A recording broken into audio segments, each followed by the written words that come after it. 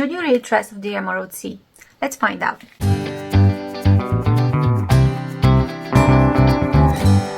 Tress of the Emerald Sea is a fantasy story that takes place in another world and follows Tress, a young woman, who is going on a quest to find and save the man she loves. So Tress sounds like a typical adventure, you know, a young hero goes on a journey to save somebody else. And in its core, it is a very simple story, but it is told in a very fun, unique and different way. So even if you think this story is some kind of a cliche, it is really not. I think this story has a very fresh feel to it, even if it is the typical hero journey, but it is told in a very fun way. So I think if you enjoy the concept of a quest or adventure, especially if you love sea adventures with pirates and ships, you would definitely enjoy this book. If you're looking for a romantic story, because Tress has some romantic plot, you might be a bit disappointed because the romance is like in the background. It's very cute, young romance.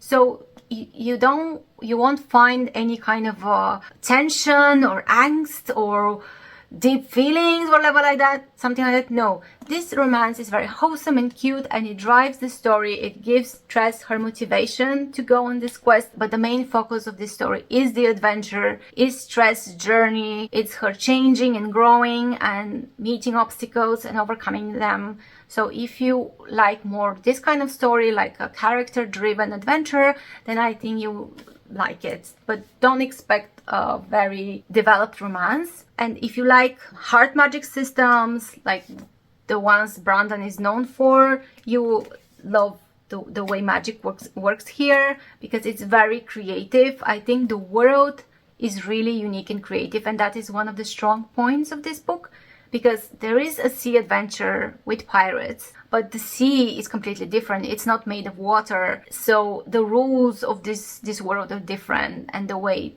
people sail in this world is different, which gives this story a very fresh and unique vibe to it, right? You really explore something different. Even if you're sailing with a ship, which is a kind of a classical adventure, it still feels new, it still feels different. So I think you'll really enjoy the book if you're looking for something different, something unique, something new.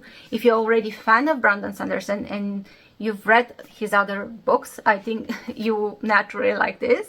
Even though it sounds a bit different than his other works, the chances are you're gonna like it. That's not the cat. Always has to have appearance. If you like his other works, the chance to like this, I think, is pretty high.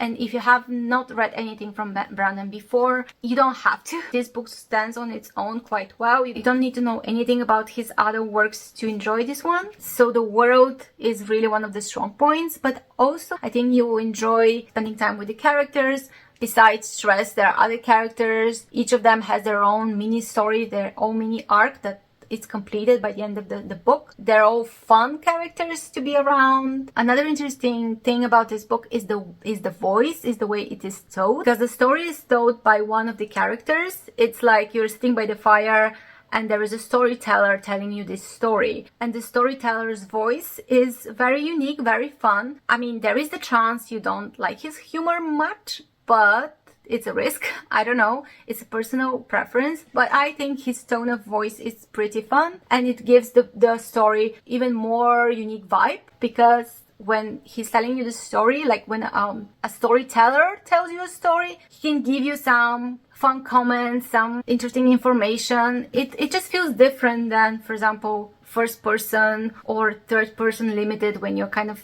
focused on one character. When there is a storyteller, it just gives a different vibe, and it's fun. Feels like this old-fashioned adventure. At the same time, this book is not childish at all. It has high stakes. People are dying here. It's not rainbows and sunshine. It does feel dangerous, like the adventure Tress is going to is dangerous. There are real stakes there. So if you like this kind of vibes, if you like this kind of adventures, you would love it.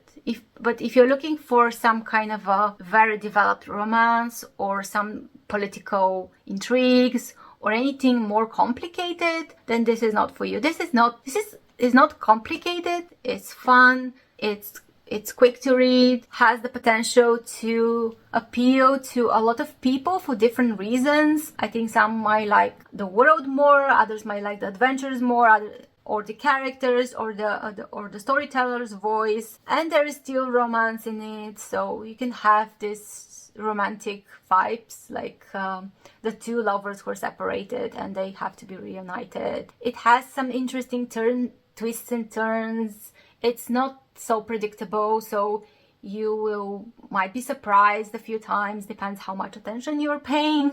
So I do think you should read this book, you should try it out, and the chances for you to like it are quite big.